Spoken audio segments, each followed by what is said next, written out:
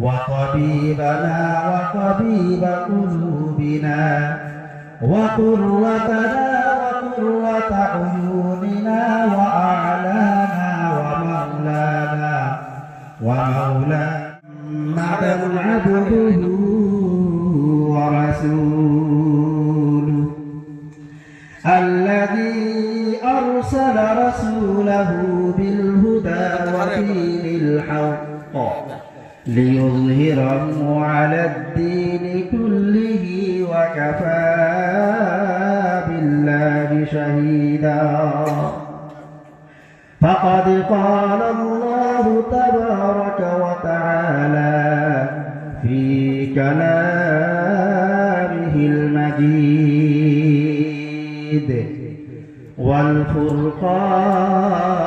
والفرقانه الحميد أعوذ بالله من الشيطان الرجيم بسم الله الرحمن الرحيم منها خلقناكم وفيها نعيدكم ومنها نخرجكم تارة أخرى إن الله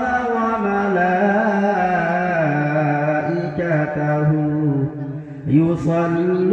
يصلون على النبي يا أيها الذين آمنوا صلوا عليه وسلموا تسليما يا اللهم شباب شنو পড়ে صل على سيدنا مولانا محمد وعلى آل سيدنا مولانا محمد সেজদাই পড়ে কাঁদলেন নবী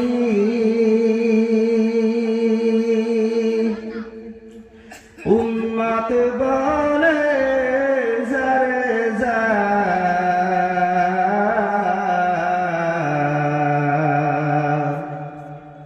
সেজদাই পড়ে কাঁদলেন নবী উম্মত বলে জারে যা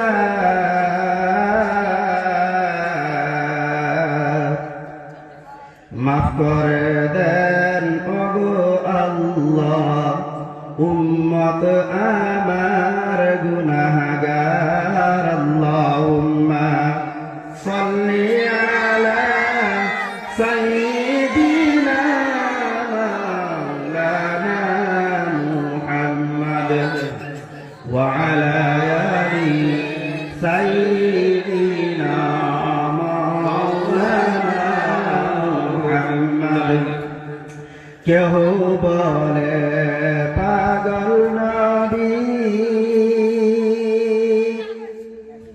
কেউ বলে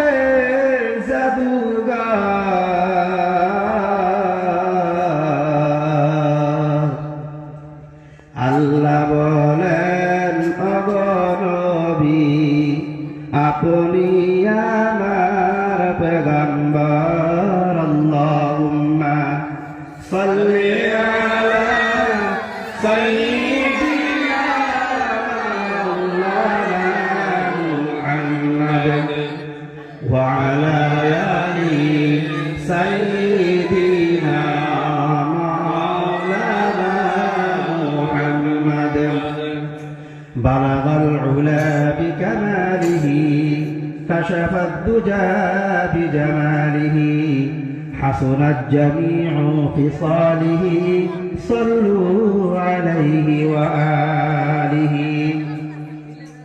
محترم دوست बुजुर्गो আজকে এই সানখোলা কবরস্থান আঞ্চলিক কবরস্থানের উদ্যোগে আয়োজিত বাবরকত মুবারক মাহফিল, এই মাহফিলের মুফতি তথা আমাদের অঞ্চলের সুনামধন্য সম্মানীয় সভাপতি সাহেব এবং আমার সামনে বসে থাকা আল্লাহ প্রেমিক, দিন প্রেমিক, নবী প্রেমিক, আমার পিতৃ সমতুল্য মুরব্বী বাবারা, যুবক ভাইয়েরা, আল্লাহ তাবারক ওয়া তাআলার লাখো কোটি শুকরিয়া যে আল্লাহ মহান তাবারক ওয়া তাআলা আমাদেরকে এই মাগফিরাতের মজলিসে, গুনাহ মাফের মজলিসে আসার, বসার এবং দ্বীনি আলোচনার শোনার তৌফিক দান করেছেন। তাই আমরা সবাই অন্তরস্থল থেকে আল্লাহর শুকরিয়াটুকু আদায় করে নিই।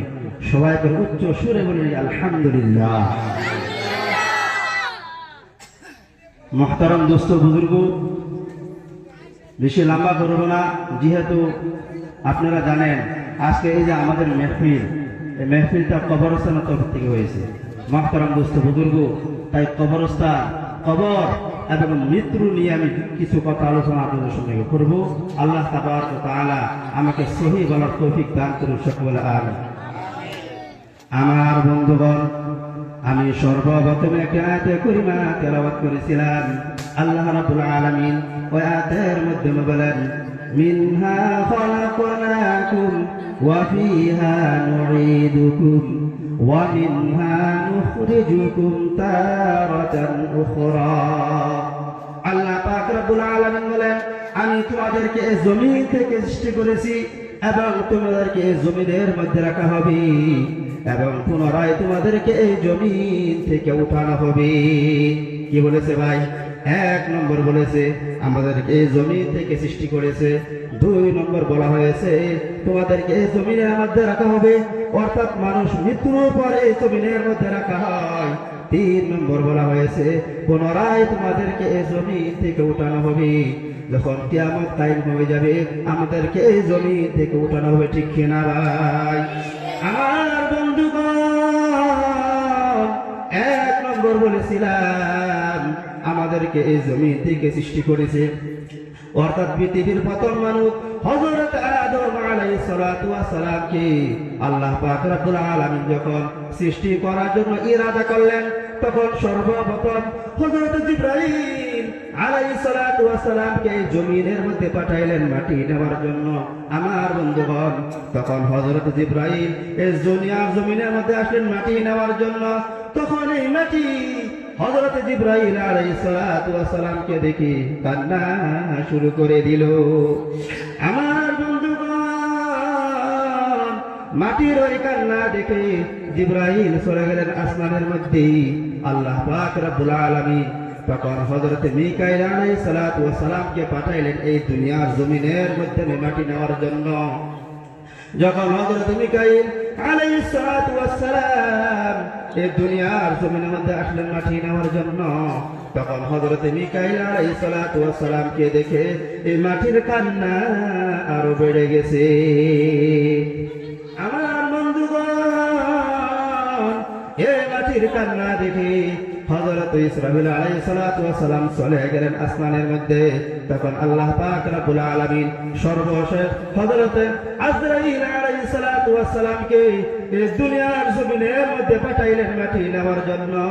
আল্লাহ রাব্বুল আলামিন বলেন, হে আজরাইল, তুমি যাও যাও দুনিয়ার জমিনের মধ্যে যাও, তুমি কিছু মাটি নিয়ে আসো, আমি আদমকে সৃষ্টি করব। আমার বন্ধুগণ, হযরত আজরাইল আলাইহিস সালাতু ওয়াস সালাম যখন এই দুনিয়ার জমিনের মধ্যে আসলেন মাটি নেওয়ার জন্য, তখন মাটির কান্না আরো বেড়ে গেছে। আমার বন্ধুগণ, হযরত আজরাইল আলাইহিস সালাতু ওয়াস সালাম বলে, হে মাটি, আমার সামনে কান্না কোটি করে কোনো লাভ নাই, লাভ নাই। কারণ হলো এটা আল্লাহ রাব্বুল আলামিনের হুকুম, এই মাটি আমাকে নিয়ে যেতে হবে। আমার বন্ধুগণ, একটি থাপা মেরে মাটি নিয়ে গেলেন আল্লাহর দরবারে। আমার বন্ধুগণ, আল্লাহ পাক রব্বুল আলামিন এই মাটি দিয়ে যখন হযরত আদম আলাইহিস সালাতু ওয়াস সালামকে সৃষ্টি করলো, সৃষ্টি করার পর আল্লাহ পাক রব্বুল আলামিনের এই ডান হাত যখন হযরত আদম আলাইহিস সালাতু ওয়াস সালামের ডান পাশে লাগায়া দিল, তখন সেইখান থেকে চমকদার নূরানি চেহারাওয়ালা রূহ সৃষ্টি হয়েছে। একটু জোরে বলা যাবে কি সুবহানাল্লাহ? আমার বন্ধুগণ, আল্লাহ পাক রব্বুল আলামিন যখন এই বাম হাত যখন হযরত আদম আলাইহিস সালাতু ওয়াস সালামের পিঠের বাম পাশে লাগায়া দিল, বাম পাশে লাগা দেওয়ার সঙ্গে সঙ্গে সেখান থেকে কালো চেহারাওয়ালা রূহ সৃষ্টি হয়েছে এবং ওই রূহগুলা হলো মুনাফিক এবং কাফিরদের রূহ। আমার বন্ধুগণ, আল্লাহ রাব্বুল আলামিন এই সমস্ত রূহগুলোকে এক জায়গায় জমা করলেন এবং ওই জায়গাটার নাম হলো আলমে আরওয়াহ। কি নাম? এই জায়গাটার নাম হলো আলমে আরওয়াহ। আল্লাহ পাক রব্বুল আলামিন ওই আলমে আরওয়াহ থেকে মুনতাকিল করে মাদের রহম অর্থাৎ মার পেটের মাধ্যমে দিলেন। মার পেটের মাধ্যমে 7-8-9 মাস থাকার পর এখানে একটি ইনসানি জিসিম হয়েছে। একটি ইনসানি জিসিম হওয়ার পর ওই মার পেট থেকে মুনতাকিল করে এই দুনিয়ার জমিনের মাধ্যমে দিলেন। এই দুনিয়ার জমিনের মধ্যে 70-80 বছর অর্থাৎ যার যতখানি হায়াত আছে ততখানি দেওয়ার পর তখন তাকে দেওয়া হবে আলমে বরজখ অর্থাৎ কবরের জিন্দেগির মধ্যে। তখন কবর থেকে থেকে হাসরের ময়দান, হাসরের ময়দান থেকে হুলসিরাত, তখন হুলসিরাত পাড়ি দিয়ে তার যে আসল মঞ্জিল এবং আসল ঠিকানা জান্নাত অথবা জাহান্নামের মধ্যে পৌঁছে যাবে। আমার বন্ধুগণ, আল্লাহ পাক রব্বুল আলামিন বলেন, ইন্নাল্লাযীনা আমানু ওয়া আমিলুস সালিহাতি কানাত লাহুম জান্নাতুল ফিরদাউসি নুজুলা। আল্লাহ রাব্বুল আলামিন বলেন, যে ব্যক্তি আমার উপর ঈমান এনেছে এবং তার সঙ্গে নেক আমল করেছে, আল্লাহ পাক রব্বুল আলামিন সেই ব্যক্তির জন্য আয়েশু আরামের জান্নাত রেখেছে। আমার বন্ধুগণ, অর্থাৎ বোঝা গেল আলমে আরওয়াহ থেকে নিয়ে তার আসল মঞ্জিল এবং আসল ঠিকানা জান্নাত অথবা জাহান্নাম, এই সমস্ত হালাতের উপরে চিন্তা ফিকির করলে এটাই বোঝা যায় এই দুনিয়াটা আমাদের জন্য আসল মঞ্জিল এবং আসল ঠিকানা নয়। আমার বন্ধুগণ, এই দুনিয়া আমাদের জন্য আসল মঞ্জিল এবং আসল ঠিকানা নয়। যেমন ধরনের যানবাহন, গাছ বাড়ি আছে না নাই? যেমন বিভিন্ন ধরনের যানবাহন আছে, ট্রেন আছে, জাহাজ আছে, গাড়ি আছে। যেমন সমস্ত যানবাহন একজন মুসাফিরের জন্য, একজন প্যাসেঞ্জারের জন্য যেমন আসল মঞ্জিল এবং আসল ঠিকানা হয় না, তেমন ভাবে একজন মানুষের জন্য এই দুনিয়াটা আসল মঞ্জিল এবং আসল ঠিকানা হয় না। আমার বন্ধুগণ, এই দুনিয়া মানুষের জন্য আসল মঞ্জিল এবং আসল ঠিকানা হয় না। পৃথিবীর সমস্ত মানুষ চাহে সে যে কোনো মুজাহিদের সঙ্গে সম্পর্ক রাখনেওয়ালা হোক, সে মুসলমান হোক অথবা কাফির হোক, সে গরিব হোক অথবা ধনী হোক, সে বাদশাহ হোক অথবা ফকির হোক, সে মহিলা হোক অথবা পুরুষ হোক, অথবা সে কমজোর হোক অথবা শক্তিশালী হোক, সে যে কোনো প্রকারের মানুষ হোক না কেন, সম্পত্তিকে একদিন এই মৃত্যুর স্বাদ এবং মৃত্যুর পিয়ালা গ্রহণ করতেই হবে, ঠিক কিনা? আমার বন্ধুগণ, যেমন ধরে নেন আমাদের এই দেশ থেকে মানুষ কেরালা অথবা মুম্বাই কামের জন্য যায় কি যায় না? যায় কি যায় না? আমার বন্ধুগণ, মানুষ যখন কামের উদ্দেশ্যে কেরালা অথবা মুম্বাই যায়, নিশ্চয় ট্রেন দেওয়া যায়। ট্রেন দিয়ে যাওয়ার সময় বিভিন্ন স্টেশন হয়ে হয়ে সে যেমন কেরালা অথবা মুম্বাই যায়, ঠিক তেমন ভাবে আল্লাহ রাব্বুল আলামিন বলেন, মানুষ আল্লাহর ওয়াহ থেকে নিয়ে তার মার পেট থেকে এই দুনিয়া থেকে কবরের জিন্দেগি থেকে হাসরের ময়দান, তারপর হাসরের ময়দান থেকে তার যে আসল মঞ্জিল এবং আসল ঠিকানা জান্নাত অথবা জাহান্নামের মধ্যে পৌঁছে যাবে।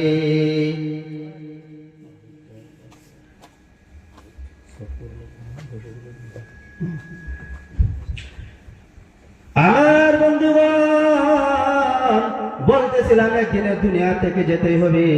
আল্লাহ পাক রব্বুল আলামিন বলেন, কুল্লু নাফসিন যায়িকাতুল মাউত, প্রত্যেক বাণীর এই মৃত্যুর স্বাদ এবং এই মৃত্যুর পিয়ালা গ্রহণ করতে হবে, ঠিক কিনা? আমার বন্ধুগণ, আমি একটু উদাহরণ দিব মানুষের জিন্দেগি কিভাবে শেষ হয়ে যায়। ইমাম গাজ্জালী রহমাতুল্লাহি আলাইহি একটু উদাহরণ দিয়েছিলেন। এক বাদশাহ ছিলেন, সেই বাদশার একটু গোলাম ছিল। ওই গোলামকে বললো, হে গোলাম, তুমি এই বাগানের মধ্যে যাবে। যাওয়ার পর সেই বাগানের মধ্যে থেকে বিভিন্ন বাগ আছে, বিভিন্ন বাগানের মধ্যে বিভিন্ন গাছ আছে, বিভিন্ন গাছ থেকে তুমি ফল নিয়ে আসবে। ভালো ভালো ফল তুমি এই খাদির মধ্যে বড়ে নিয়ে আসবে। আমরা খাদি বলি না ভাই? একটি খাদি দেওয়া হয়েছে, এই খাদি ভর্তি করে তুমি ফল নিয়ে আসবে। তুমি যে ফল নিয়ে আসতে পারো, তখন তোমাকে ইনাম দেওয়া হবে। কি দেওয়া হবে? তোমাকে ইনাম দেওয়া হবে, কিন্তু শর্ত হলো একবার যে জায়গাটা দিয়ে যাবে, দ্বিতীয়বার সেই জায়গা দিয়ে আসতে পারবে না। আমার বন্ধুগণ, তখন এই শর্ত যখন শুনলো, তখন গোলাম খুশি হয়ে গেল। এটা তো সাধারণ ব্যাপার, আমি এই বাগানের মধ্যে যাব, এই টকরিটা বড়বো, ওই খাদিটা বড় ফল নিয়ে আসবো, বাদশা আমাকে ইনাম দেবে। আমার বন্ধুগণ, যখন ওই গোলাম বাগানের মধ্যে গেলেন, যাওয়ার পর একটি গাছের মধ্যে ফল দেখলো। দেখার পর দেখলো এই ফল তেমন ভালো না। তখন আগের গাছের মধ্যে চলে গেলেন, গিয়ে দেখলেন সেই গাছের মধ্যে খুব সুন্দর ফল। তখন সেই ব্যক্তি চিন্তা ফিকির করলো, আমি এইখান থেকে ফল ছিঁড়ে নিব এবং ফল ছিঁড়ে এই খাদিটা বড়ে নিব। আমার বন্ধুগণ, তো যখন ছিঁড়ার জন্য যায়, তখন আবার চিন্তা ফিকির করে, হইতে পারে এর আগে আরো ভালো ফল আছে। আমার বন্ধুগণ, তখন এইভাবে 1 2 3টি গাছ করে করে যখন শেষ সীমার মধ্যে পৌঁছে যায়, পৌঁছে যাওয়ার পর গিয়ে দেখে সেই লাস্টের গাছের মধ্যে একটা ফল নাই। আমার বন্ধুগণ, তখন ওই গোলাম চিন্তা ফিকির করলো, হাই আমি কি করলাম, এখানে তো একটা ফল নাই। আমার বন্ধুগণ, আমাদের জিন্দেগিটা হলো এমন, আল্লাহ হলো আমাদের বাদশা, ঠিক কিনা? আমরা হলাম আল্লাহর গোলাম। এই পাতি যেটা কথা আমি বলেছি, এটা হলো আমাদের আমলনামা। ওই বাগানটা হলো আমাদের জিন্দেগি। আমাদের জিন্দেগির মধ্যে একদিন এমন কিমতি। আমার বন্ধুগণ, এই কিমতি যদি আমরা না বুঝি, আল্লাহ পাক রব্বুল আলামিন আমাদেরকে প্রত্যেকদিন নেক কাজ করার হুকুম দেয়, কিন্তু আমরা চিন্তা করি আজকে না কালকে করব, কালকে না পরশু করব, এবং ভাবে দেখতে দেখতে তার জিন্দেগি শেষ হয়ে যায়। আমার বন্ধুগণ, যার মৃত্যু যেখানে আছে, যার কপালে যেমন ভাবে আছে সেমন ভাবে মৃত্যু হবে। আমার বন্ধুগণ, একটি ঘটনা, হযরত মরিয়ম আলাইহিস সালাতু ওয়াস সালাম, ওনার নাম আপনারা শুনেছেন কি শুনছেন না? হযরত মরিয়ম আলাইহিস সালাতু ওয়াস সালাম এমন নেককার মহিলা ছিলেন, উনি দিনভর রোজা রাখতেন এবং রাত ভর জাগ্রত থেকে আল্লাহর ইবাদত করতেন, নামাজ পড়তেন, তাসবিহ তাহলিল করতেন। আমার বন্ধুগণ, হযরত মরিয়ম আলাইহিস সালাতু ওয়াস সালাম একদিন রোজা রাখা অবস্থায় জঙ্গলের মধ্যে গেলেন। জঙ্গলের মধ্যে যাওয়ার পর তখন মালাকুল মউত হযরত আজরাইল আলাইহিস সালাতু ওয়াস সালাম মানুষের চেহারার মাধ্যমে হযরত মরিয়ম আলাইহিস সালাতু ওয়াস সালামের সামনে গিয়ে হাজির। আমার বন্ধুগণ, যখন হযরত আজরাইল মালাকুল মউত সেখানে হাজির হলো, হাজির হয়ে হযরত মরিয়ম আলাইহিস সালাতু ওয়াস সালামকে বলল, হে রাত ভর জাগ্রত থাকনেওয়ালা মহিলা এবং দিনভর রোজা রাখনেওয়ালা মহিলা, তোমার উপর আল্লাহ সালামতি হোক। তখন হযরত মরিয়ম আলাইহিস সালাতু ওয়াস সালাম বলল, তুমি কে গো? তোমার আওয়াজ শুনে আমার কলিজা কেঁপে উঠেছে। আমার বন্ধুগণ, তখন মালাকুল মউত বলল, আমার কথা জিজ্ঞাসা করবে না, আমি হলাম মহল্লাকে খালি করনেওয়ালা, আমি হলাম মহিলাদেরকে বিধবা করনেওয়ালা, আমি হলাম সন্তানদেরকে এতিম করনেওয়ালা, আমি হলাম বাদশা এবং বাহাদুরদের জান লেনেওয়ালা আজরাইল। এখন তোমার জান কবজ করার জন্য এসেছি। আল্লাহ রাব্বুল আলামিন আমাকে তোমার কাছে পাঠাইছে। আমার বন্ধুগণ, তখন হযরত মরিয়ম আলাইহিস সালাতু ওয়াস সালাম বলল, আমাকে একটু সময় দাও, কারণ আমার ছেলে হযরত ঈসা আলাইহিস সালাতু ওয়াস সালাম জঙ্গলের মধ্যে গেছে, তাকে আসতে দাও, আসার পর তুমি আমার জান কবজ করবি। আমার বন্ধুগণ, তখন মালাকুল মউত বলল, ও আল্লাহ রাব্বুল আলামিন আমাকে যে শ্বাস নিঃশ্বাসের মধ্যে দান কবজ করার জন্য হুকুম করে, আমি সেই শ্বাস নিঃশ্বাসের মধ্যে তার দান কবজ করে ফেলি। দ্বিতীয় শ্বাস নেওয়ার সুযোগ আমি আজরাইল দেই না। আমার বন্ধুগণ, আল্লাহ পাক রব্বুল আলামিন পবিত্র কালামুল্লাহ শরীফের 8 নম্বর পারার সূরা আরাফের 34 নম্বর আয়াতের মধ্যে বলেন, ফাইযা জাআ আজালুহুম লা ইস্তাখিরুনা সাআতান ওয়া লা ইস্তাকদিমুন। আল্লাহ রাব্বুল আলামিন বলেন, তোমার যখন নির্ধারিত সময় এসে যাবে, 1 সেকেন্ড আগে হবে না, 1 সেকেন্ড পরেও হবে না, তোমার নির্ধারিত সময় মোতাবেক তোমার জান কবজ হয়ে যাবে। আমার বন্ধুগণ, মনে তো বহুত আশা ছিল, বহুত কিছু বলবো, কিন্তু সময় কম। আরেকজন মানুষ আছে, উনি কথা বলবেন, তাই যতক্ষণ বললাম। আল্লাহ তাবারক ওয়া তাআলা আমাদের সবাইকে এসে বেশি বেশি আমল করার তৌফিক দান করুন। ওয়া আখিরু দাওয়ানা আলহামদুলিল্লাহি রাব্বিল আলামিন।